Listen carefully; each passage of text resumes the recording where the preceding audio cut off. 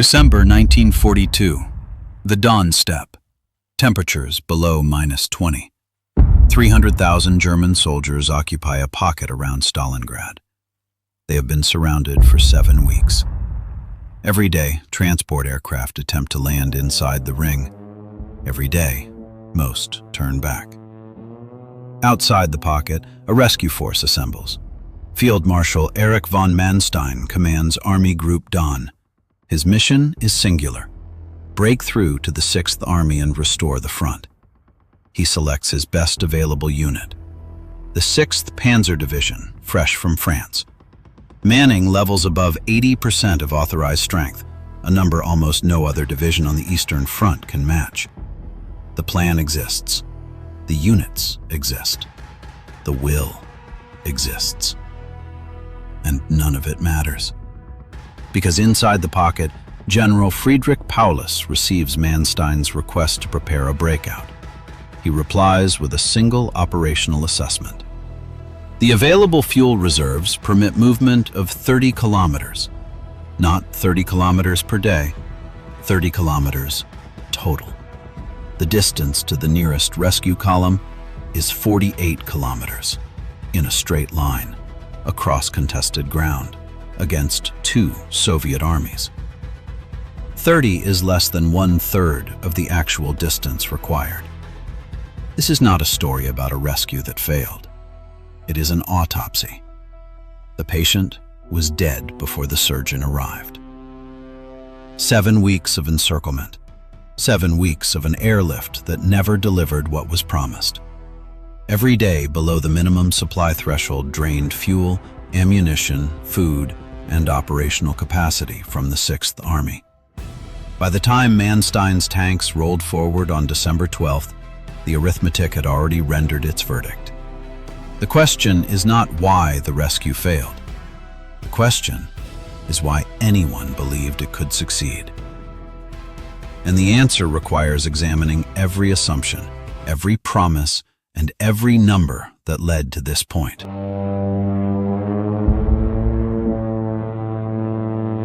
Three versions of this disaster survived the war, each told by a man who had reason to shape the narrative. Manstein wrote first. In his memoirs, he constructed a clear sequence. He planned the relief. He pushed his forces to the limit. He requested the breakout. Paulus did not move. If Paulus had attacked from inside the pocket, the two forces would have linked up.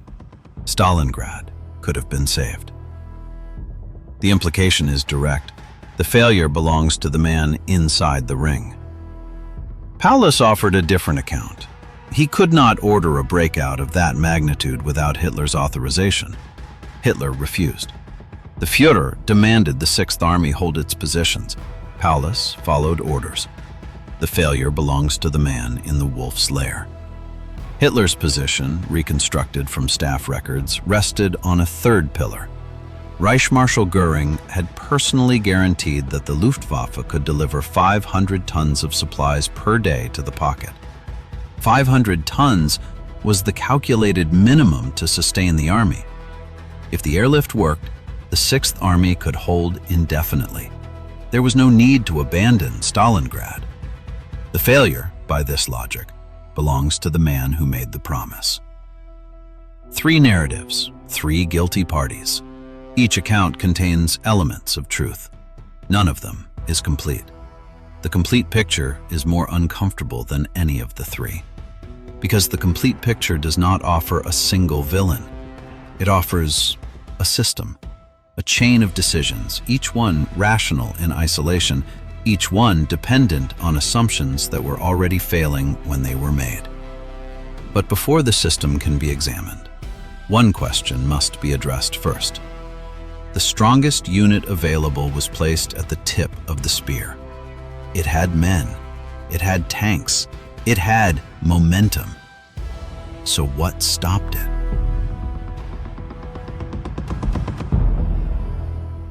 On paper, the 6th Panzer Division was a formidable instrument. Manstein selected it as the spearhead of his relief corridor for precisely this reason. 80% manning, experienced cadre, operational tanks. That was real. But real strength is a function of the conditions under which it is employed. And the conditions south of Stalingrad in December 1942 were precisely calibrated to neutralize every advantage on the order of battle. The axis of advance ran north, across the steppe. Through the 6th Panzer Division's path lay the Oksai River. Beyond it, the Mishkova River, two water obstacles cutting perpendicular across the line of advance. In summer, these are manageable crossings. In December, they are something else. The banks are frozen unevenly, ice thick enough to walk on, too thin for 30-ton vehicles. Engineers must bridge them under fire. Bridging equipment must be brought forward on roads that barely exist. Each river crossing consumed not hours, but days. And each day spent at a river crossing accomplished two things. It gave Soviet forces time to reinforce the opposite bank, and it consumed fuel. Fuel for the tanks idling in assembly areas, fuel for the supply trucks cycling back and forth, fuel for the engineering vehicles. The 6th Panzer Division did not lack strength. It lacked the ability to convert that strength into speed. And speed was the only currency that mattered in a relief operation racing against the clock of starvation inside the pocket. The first discrepancy, then, is this. The unit chosen to rescue the 6th Army was selected for what it was on paper. No one adequately accounted for what the terrain would subtract. But terrain was only the first problem. Because even if the rivers could be crossed quickly, there was a second vulnerability, one built into the structure of the advance itself.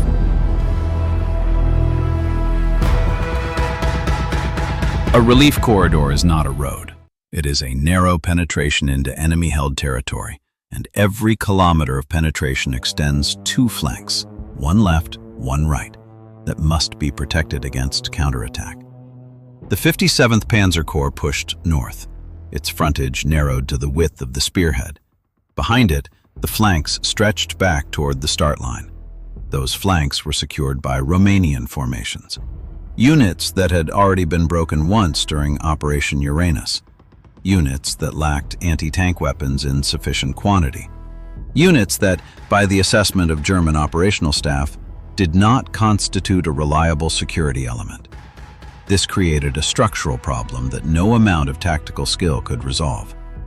A fast, deep thrust toward Stalingrad would simultaneously expose flanks of such length that a single Soviet counterstroke could sever the entire 57th Panzer Corps from its supply base. The rescue of the 6th Army would then become not the result, but the beginning of a second encirclement. Manstein understood this. His operational planning reflected it. The advance was measured, deliberate, securing each phase line before moving to the next. This was not timidity. It was the recognition that recklessness would destroy the rescue force itself. But deliberate advances consume time, and time converted directly into Soviet reinforcement. Every day Manstein's forces spent securing their flanks, fresh Soviet units arrived at the Mishkova River. The plan accounted for this problem. It had a name: Donnerschlag, thunderclap. A coordinated attack, Manstein pushing in from outside, Paulus breaking out from inside. Combined arms doctrine, reduce the distance each side must cover. The military logic was sound. It required only one thing from the force inside the pocket: the ability to move. And that requirement raises a question no one in Army Group Dawn had yet answered with precision. Could the 6th Army actually move?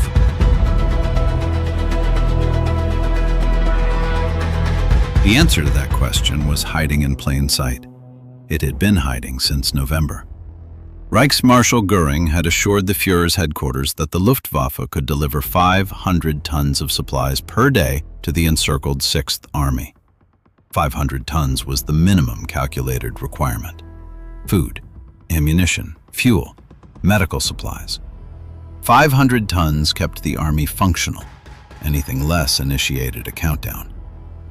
The actual delivery rate in December 1942 reached approximately 150 tons on the best days. On the worst days, far less. 150 out of 500. 30% of the minimum. This was not a minor shortfall. This was systemic failure, and it had been ongoing for 7 weeks before Wintergewitter began. But the airlift failure was not treated as what it was, the collapse of the foundational assumption. Instead, it was treated as a temporary difficulty. Weather would improve, more aircraft would arrive, capacity would increase. It never did. Every day below 500 tons subtracted directly from the 6th Army's operational capability. Fuel was consumed for heating, for moving supplies within the pocket, for repositioning units against Soviet pressure on the perimeter. Fuel that was consumed could not be replaced at 30% of the required rate. The arithmetic was elementary. 7 weeks at 30% of minimum supply equals an army that cannot sustain major operations. Goring's promise was not merely a tactical failure. It was the foundation on which the entire decision tree of the German leadership for the 6th Army rested. Hold Stalingrad. The airlift will sustain you. A relief force will come. The foundation was hollow from the first week, and on the desk of the 6th Army's headquarters, the fuel logs recorded the result with the indifference of numbers. The tanks had enough fuel to move 30 kilometers.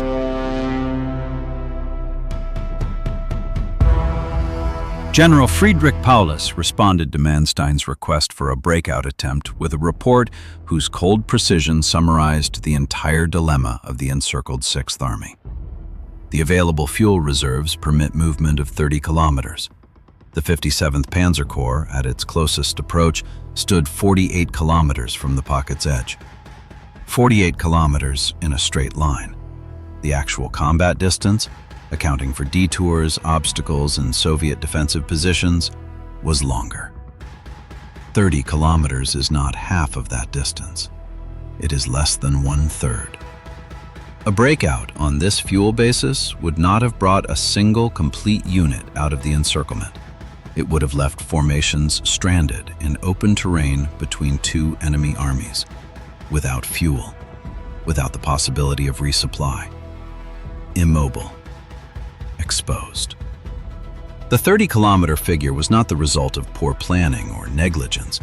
It was the product of 7 weeks of encirclement in a pocket whose air supply had fallen below the minimum requirement from the first day. Somewhere inside the pocket, a quartermaster's pencil marked the final fuel inventory on a requisition form. The numbers did not argue. They did not negotiate. They stated a fact. This is the evidence that closes the investigation. Not a battlefield defeat, not a command failure. A logistics collapse that began in November and reached its terminal expression in a single number. Donnerschlag required the 6th Army to attack westward, covering its share of the distance to the relief force. The 6th Army could cover 30 kilometers. The gap was over 100. The plan required movement. The fuel permitted a fraction of it. The equation had no solution. But December 16th had not yet arrived. And what happened on that date removed even the theoretical framework for rescue.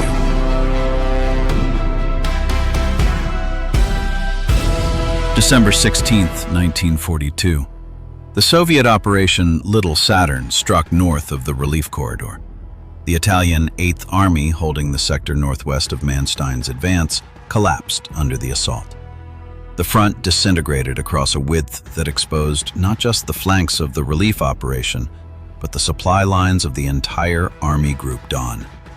Soviet armored columns drove toward Morozovsk.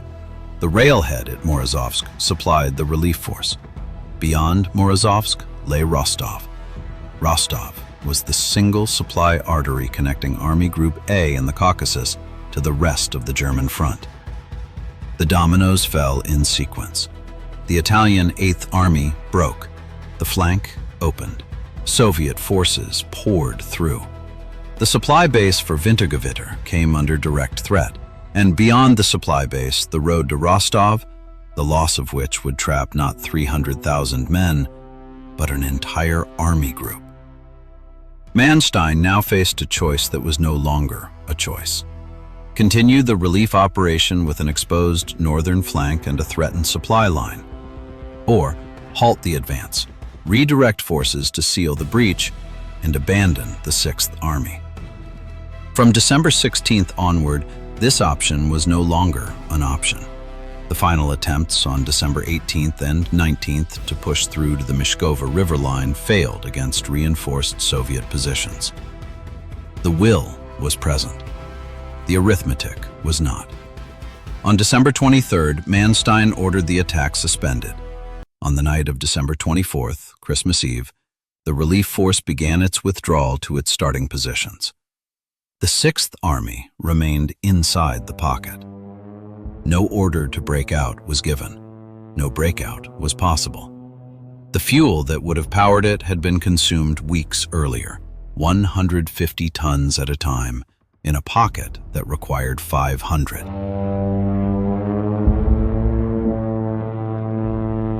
Why did the system fail? Not at one point, but at every point simultaneously. 3 men made decisions. Each decision was rational within its own frame. Each frame was built on a false assumption. Hitler refused to authorize withdrawal from Stalingrad because Goring guaranteed the airlift. If 500 tons per day could reach the pocket, the position was tenable. Holding Stalingrad maintained pressure on the Volga. The strategic logic was coherent, if the premise held. The premise did not hold. Goring made his guarantee based on calculations that ignored weather, Soviet air defenses, available aircraft, and serviceable airfields. Whether this was incompetence or political ambition is a question his contemporaries debated and never resolved. The effect was identical, regardless of motive.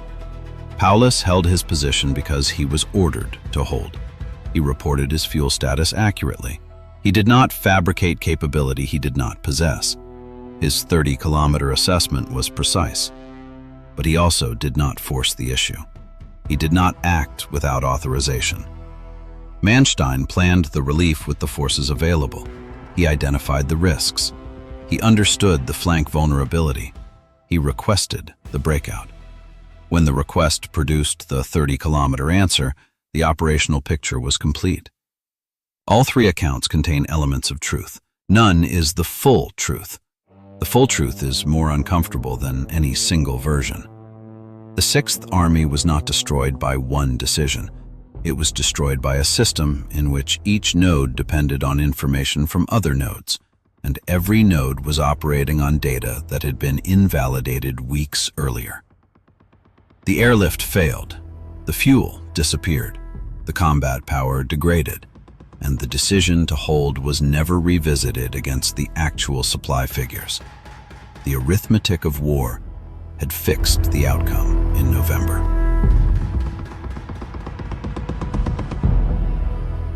Operation Wintergewitter was not a failed rescue. It was the final attempt to reverse, through operational will, a verdict that the arithmetic of war had already delivered in November 1942. That attempt never had a realistic foundation. The 48 kilometers between the 57th Panzer Corps and the pocket's edge were not a distance that could be overcome.